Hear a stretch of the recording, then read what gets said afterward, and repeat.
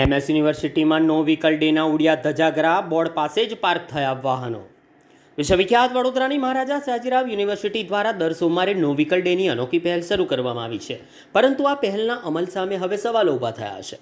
આજે યુનિવર્સિટી કેમ્પસમાં આવેલી હંસા મહેતા લાઇબ્રેરી આગળ નો વ્હીકલ ડેનું બોર્ડ લગાવવામાં આવ્યું છે, પરંતુ વિસંગતતા એ છે કે આ જ બોર્ડની બાજુમાં મોટી સંખ્યામાં વાહનો પાર્ક થયેલા જોવા મળ્યા હતા.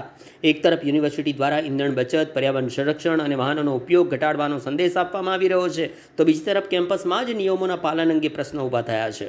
વિદ્યાર્થીઓ અને મુલાકાતીઓમાં પણ ચર્ચા છે કે જો નો વ્હીકલ ડેનો કડક અમલ ન થાય તો આ પહેલ માત્ર કાગળ પર જ સીમિત રહી જશે.